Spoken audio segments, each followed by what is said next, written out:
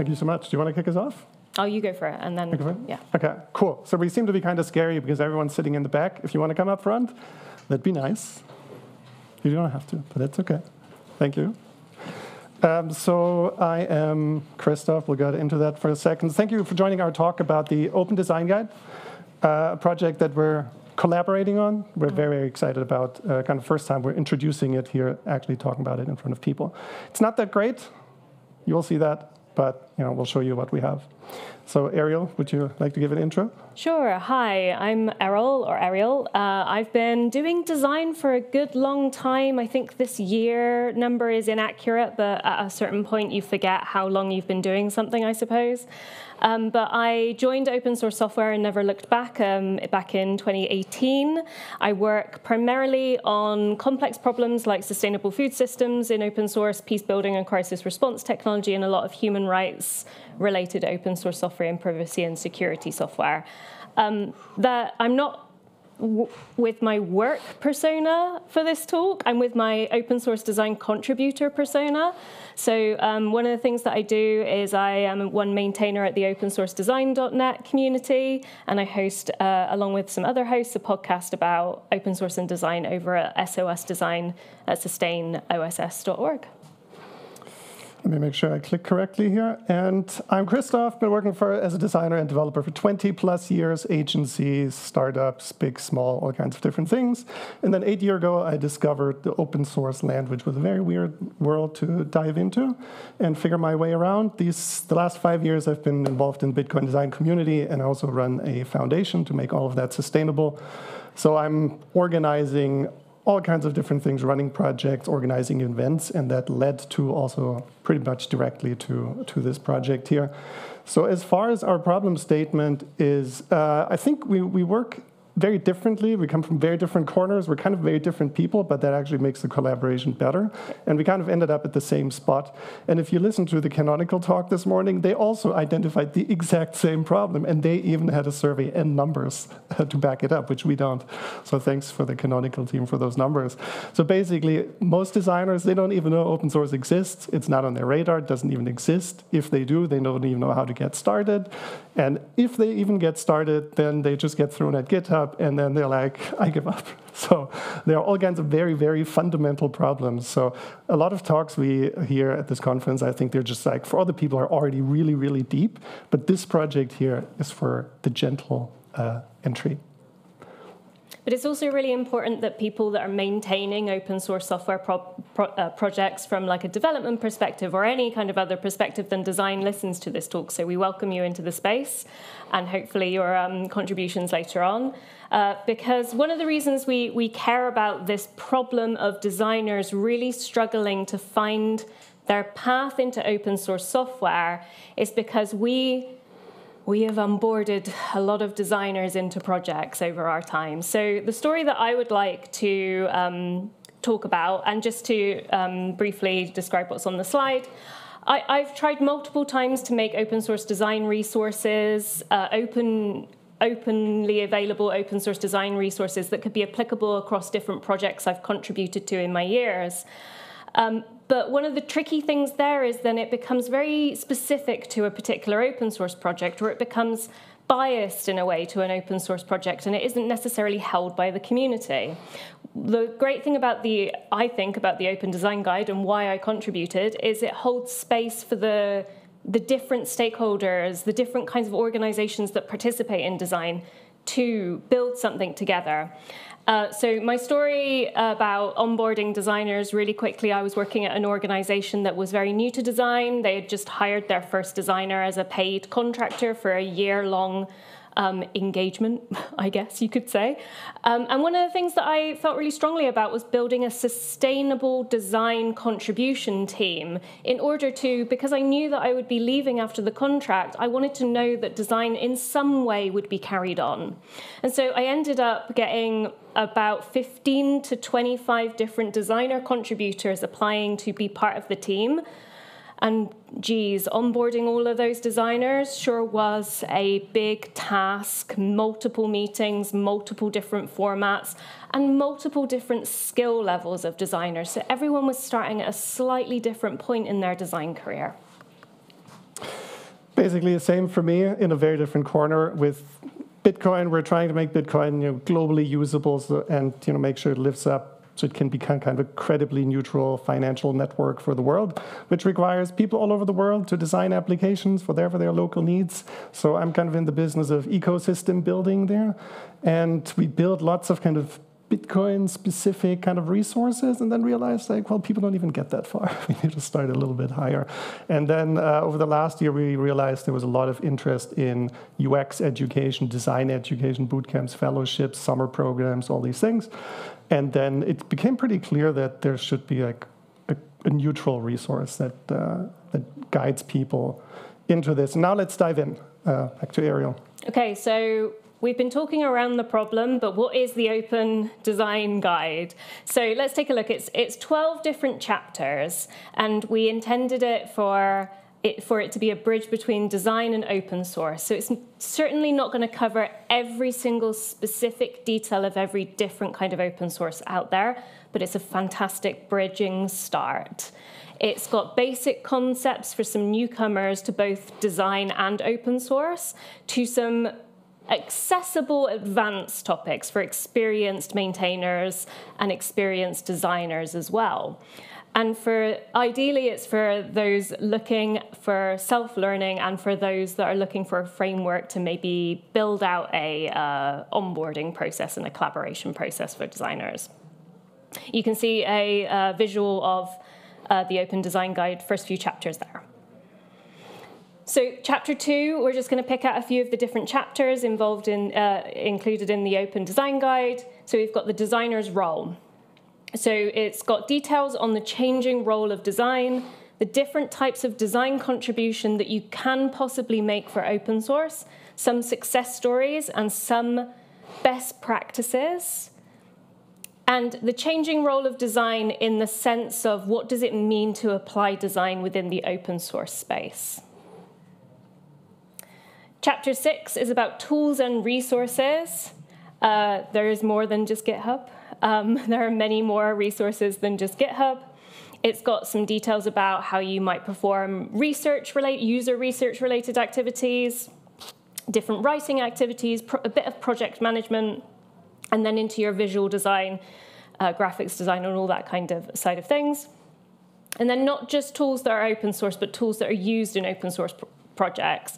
There's a lot of sometimes some division within the design community about whether a design contribution via a proprietary tool is still a valid and useful open source contribution. This guide removes that kind of conversation and says, you can use these tools to contribute. It's possible. It doesn't necessarily take a quote-unquote political stance there. Chapter 7 is about design for collaboration. So this is a really fundamental chapter from my perspective. It talks a lot about how we might open up the design process. This is something that's not commonly taught within design or taught unofficially, both in structured education and outside of structured education. So it talks a lot about how we might begin to collaborate as designers and as designers with the other people in open source projects. And it begins to move away from a particular problem in design, which is about perfect design or perfect artifacts. Often designers call their design work artifacts because they can vary from visual to other kinds of things, and promotes this kind of friendly, collaborative back and forth, this kind of iterative process of building on improving design in open source. So many things there I learned the hard way, that's for sure. And chapter 10, that's as Eriol already mentioned, this is more like an outlook for the people coming in. It's like this might be in your future at some point, so don't be surprised if you end up dealing with, building design system, huge, large-scale user research, figuring out like once open source starts conflicting with your personal commitments, or everyone who organizes stuff also know people who kind of border on burnout or balancing these different things, politics. It just kind of touches in some of those, but it doesn't really go very, very deep into those. Chapter 11, aptly named, this is probably our most bankrupt chapter here, and that will be a larger thing that we'll talk about, because there are so few case studies and examples of actually good design work, open source design work out there, but we've heard over and over, give me an example, what does this look like? this is something where we could really use a lot of community contribution that is really, really diverse and broad. So that one is a big one to work on. And then to wrap it all up, chapter 12, this one is kind of combines everything into a little bit of almost like a checklist or a way for you or for the newcomer to look around and find their first project, figure out maybe what they're interested in, find something, research the project, become friends, ask questions, all the way ideally until they've made their first contribution. And then hopefully they are off into a glorious future and into those advanced topics maybe eventually. So it's pretty average right now. As I mentioned before, it's a good foundation that needs a lot of work and a lot of contributions, which is a pretty good place to be. And now going back into talking about why it is the way it is. So this project started in a very scrappy way last summer with basically saying, like, let's just make this happen. And then picking up an AI tool and saying, what would a table of contents for this type of curriculum look like? And then I messing around with it a little bit and then throwing it back. Hey, AI, write this chapter, write that chapter, write that chapter, write this one again, write this one in a different style, do this and this and this. And then just very quickly also picking a visual style. All these illustrations are done with Midjourney, thanks to Alice Lee for the visual styling there for the inspiration, and then just quickly putting it all together. And that was really interesting. It was meant as an experiment, but it actually worked out pretty well. But then quickly it became very, very clear that you just sense the stuff that's made up or nonsense. You just feel it after digging in a little bit. And it was very clear that it can write in the best, most formal things, but if you've ever seen like a portrait of a person where the pupils are gone, it's like life is gone, it's dead, it's just that little detail. Like life is gone in a way. And we need life in this. It's meant to be alive. Am I covering that one or are you covering that one? I don't quite remember. I can. You cover that one? Yeah, okay, great. Yeah. Thank you. No worries. So regardless of your own personal opinion on AI, everyone's got their own personal opinion. I certainly do. Everyone involved in the project certainly does. The reason that I think it's important that AI was used here is it gave us such an amazing head start for this to exist. We had something to respond to within the reading groups, which we'll go into a little bit later, I think. And working with the content became really accessible and really fluid when there was a basis there. But it certainly doesn't understand the human dimension of being a designer in open source, and the intricacies of open source culture and open source community. Not that necessarily the design guide goes into great depth about open source community and culture, but it certainly covers some of the basics. So to elaborate on how we edited the AI, so the AI wrote the first versions of the chapter, and then Christoph and the team organized weekly reading clubs that anyone could attend. We'd read through a chapter, we'd talk about what we'd actually read aloud a chapter, which was quite like a throwback to my school days a little bit. Anyway. But it is super effective. Usually people are kind of hesitant about the idea, but then everyone loves it, the reading together part. Well, there was something about reading the text out loud where you can identify those elements of, that doesn't sit well with me, does it sit well with you as a designer in your experience, does this make sense in this way? So we were really able to interrogate the writing a lot better. And then, we were able to take notes. We took notes about the conversations that we had as well as the changes that we made. And these weren't always the same thing. We had a lot of really interesting debates about what should be changed in the guide to continue to make it accessible to the kinds of designers that we wanted this to be most useful for. The designers starting their journey. Or progressing from an early start in their open source contribution journey. And then PRs were sent, PRs were reviewed, and merged. Yes, also yes. So to just wrap up this section, one of the things that might be familiar to people that have either interacted with designers or are designers in the room, I've sat down multiple times. I've written several curriculums for different kinds of projects of open source, for different kinds of designers. Here's what I would teach about UX. Here's where I'd go for that information. Here's how I'd talk about that design. But the important thing about having AI generate that is it hasn't got an individual designer bias. It was able to allow the designers to come together in community, which is about the open source ethos, and not attribute a particular way of doing design, because there's no one way of doing design. We pick and choose the things that are most useful to us in the moment. And it allowed us to remove it from an individual writing and come together as an open source community to rewrite and re-establish, like, collectively what this needed to mean for designers in open source. Yes, it was a super interesting process. So ideally, this, we're collaborating. This handful of people have done these reading clubs. We started using it in different education projects, mixing it in with other materials.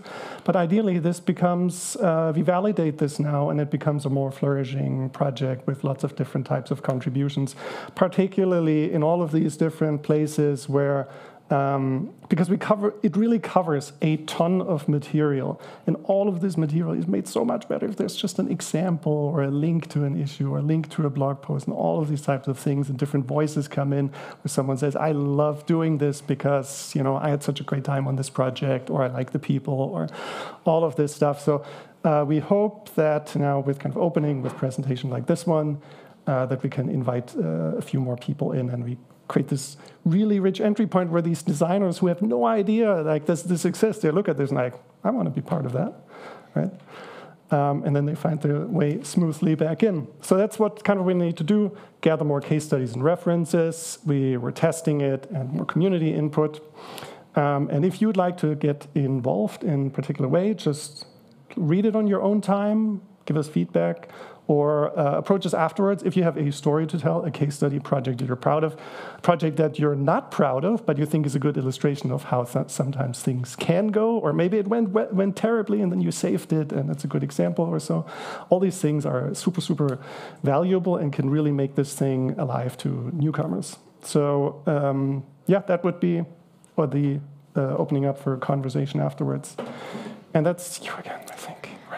Yeah, so we're really keen to open this up to discussion. So one of the common things that I see in the open source design community when new designers come into the space, regardless of whether it's through open source design as a community or not, is where do I find information? Where do I find a project to look at that's been really like important in the open source space? Or where do I find a guide?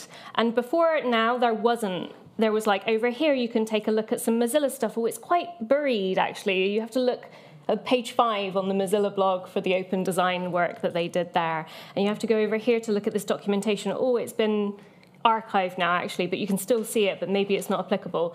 So now there is a place where that can be seen easily by designers. But we want to hear what you would add from your experiences right now, in this moment, to the design guide. So what we're looking for, it doesn't necessarily need to be like full detailed case studies. It can be comments.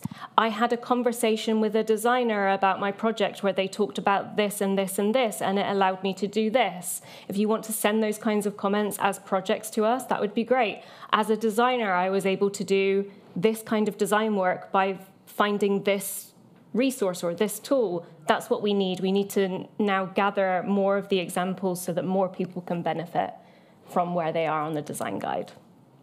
So with that, we're going to say thanks. Please take a look at the curriculum, the Open Design Guide here, and reach out if you want to get involved or share your story, and hopefully... I think that's it. Oh, okay. But how much time do we have? Do we have time for... 10 minutes. Yeah, great. We left a lot awesome. of time for... Cool. So now bring it. So thank you very much, and we clap. And that was really interesting. It was really interesting for me because I ran a conference in the past, which was like a developers and designers talking together about stuff and like learning from each other, and that has always been a very productive discussion when they started to talk. Yeah, they don't always talk, and then but that's really cool that you're doing this and inviting open source community to introduce, like to be part, like to be in the design, and then use designers, not use, like work with designers together. This is fantastic. Any questions?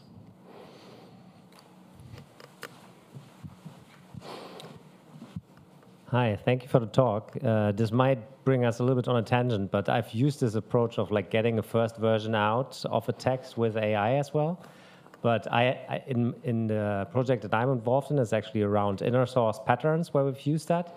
And sometimes I've made the experience that the first writing that is generated automatically, like it feels so elaborate, like the language feels so nice, especially say for a German speaker like myself. And sometimes people don't dare to touch it, like because they're saying, "Oh, this already sounds so much better than anything that I would write." So I'm just wondering if you've made an experience, or if you found any like counter ways to deal with that. Yeah, for sure. We've so in our reading club we had people from Africa, India, Japan. From Japan. She was. Her English was not that great. So there was definitely feedback around just making it easy and accessible. There are some different opinions about using very short bullet lists or writing more elaborate sentences, and there's some personal preferences in there. But yeah, the good thing is you can tell the AI, just rewrite it, make it more accessible, or Eli 5, or all these different shortcuts where you can just very quick. But that's the great thing we notice is that the content becomes so flexible. Like if you just want a slightly different variant, just make it, right? It's good to get away from the formalities, right? This is not meant to be some super formal. Yeah, this is the nice thing about having two speakers, because I can specifically call out an amazing thing that you did. So as a facilitator of the reading club, amazing thing that you did was every time there was like maybe a very deep tangent, so I have a tendency of going into but what about the open source culture? We should tell designers all the details about how this history happened. And you were like, is that really important for their first time engaging with open source? And I was like, actually, no, you're right. So there was a really important level of facilitation and coming back in a designerly way, what does the user need from this guide? And that was something that was really special. But it also meant that I wasn't being called out because I hadn't written it, an AI had written it, Christoph hadn't written it, an AI had written it. So we were able to not pick at each other's writing and able to kind of remove that from the conversation, which was really special, I think, anyway. Yeah, you don't feel so invested in it because it's just text. But it certainly had like a tone which was like, in order to be really successful, which we ended up trying to balance. Yeah. Now I forgot my point. But yeah, it was an interesting experience. I found it super flexible and easy to work with you. But I talked to you about it yesterday too. All this AI stuff just means you have to be a better creative director. You can get anything you want out of it, but you just have to kind of know what you want in the end. And all of these things that we kicked out, we still kept notes of everything, because as we read through it, we realized like this is a version 0.1 or something, and we're not going to get it to the perfect version. We're just going to get it a little bit better. And if we just get everything a little bit better, then we've already made good progress. And maybe those ideas come back later. We cannot actually know until we get more feedback, until we're further along, to really see what needs to get in there. And maybe that stuff really needs to go in there. Maybe if everyone here is like, this is exactly what I want to see, and then we can add it back in. Mm-hmm. So it's an exploratory, iterative process. But sorry, to your point, it completely lacked the case studies, right? It couldn't find, that's interesting in and of itself. It couldn't find the case studies in order to pull them. So that's but we also knew that was needed to be something that was more nuanced. But yes, sorry. Thank you for the presentation. Really, really cool initiative. I'm not a designer at all, so really nice to hear about it. I was thinking, could you also use your own guide and then the getting started point with some issues that you want your people to look at? Or do you already have that, so that they have like those, this is a good first issue, check this out and go do this and this, that you pull them in and we have some your own stuff? We have some issues. I'll come back to another thing we talk about in this guide, is that even just issues are already, it's like you have to know GitHub, what is an issue, how to respond, do I need an account, how do I interact with this whole type of thing. So someone else mentioned it in another talk, I think, where it's almost better just get in the forum, write a message, or write me an email, like just write a Google Doc with your text and just stay away from all of this type of tech stuff. Starting things more conversationally and reducing the friction with issues that, to me, with designers, that's been a lot more successful. But yeah, we have some issues in the repository. If you go to OpenLearning.com, at the top it says, check out issues, make proposals, learn more about the backstory. There's some stuff at the top to also indicate that it's not meant to be done and how to contribute to it. But yeah, I don't know, what's your experience with issues? Do you feel like... Well, I don't have a technical background, so for me, going into Git was challenging. And issues were nice, because then I didn't have to download the repository and make changes and make a PR. Issue was like, you make an account on GitHub, you see how it looks, you ask someone, I can just write this, right? And then send it in. Like, it's a bit more challenging than sending an email, but doable. Felt for me like a nice, step into getting into GitHub. Yeah, I agree. We've often found from the open source design community side of things that is a very similar experience that most designers have had at some point in their contribution processes. But also the interesting part that I think that you detailed there was there's still sort of like a weird sense of I need to ask permission, even though an issue might exist if you're not a quote-unquote non-technical contributor, design is technical, then there's can I do this? Should I do this? And I think the guide, it aims to empower designers to better have that conversation, to better equip themselves with the kind of MVP of knowledge of how to engage in those conversations. Because when onboarding designers, I remember one mentorship I had where they asked me, is it normal for an issue to have 50 comments, like when I'm asking for a UI change, like an icon change? And I was like, that's pretty typical in some open source projects. And it's just like, if they'd had the guide, there at the very least would be like an easing into that process before hitting the hard stuff real quick. But I also think there's an element here of when I see a list of here's some good issues and I certainly have made resources like this, here's how a good design issue could be worded, or here's some good first design issues to work on. There's also a project bias there, because we're not going to find the projects that are harder to find. We're not going to be able to explain the design issues for projects that we don't already kind of have a knowledge of. So I can only explain good design issues in the terms of what I have worked on or understand as a good design issue.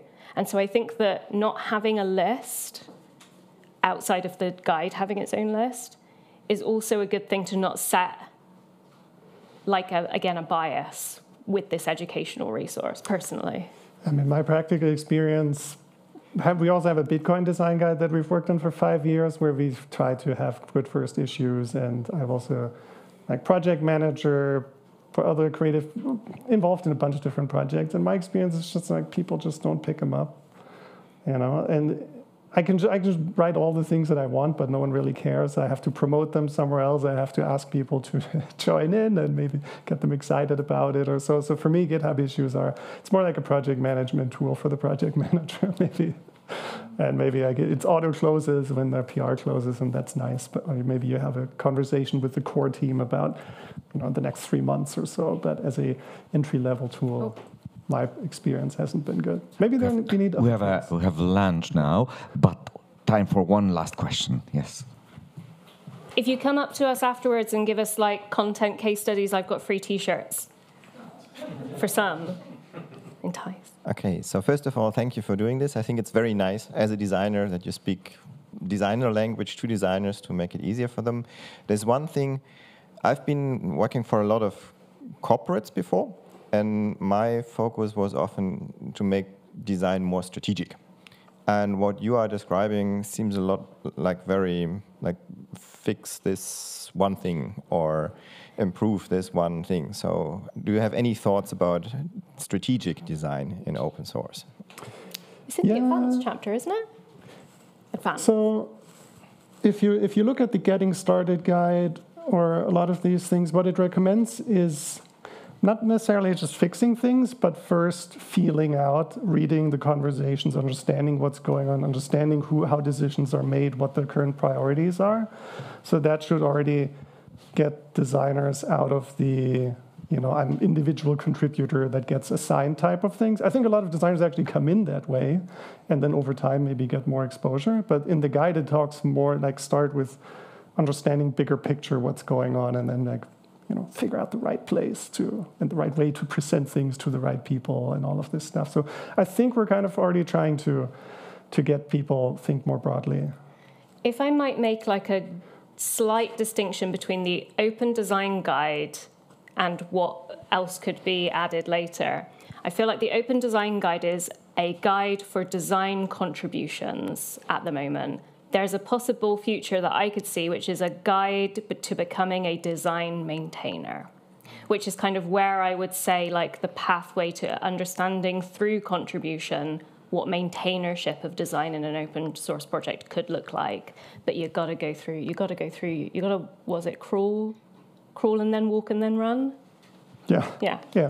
Or, I mean, it's better too. I mean, we also mentioned it that, start small and maybe you realize you don't like the project so much. Or maybe you make great friends and it's your destiny all of a sudden. But, don't overinvest in a way and work your way up the ladder in a non-laddery way, I guess. Thank you. Thank you very much. Big clap of applause. Thank you.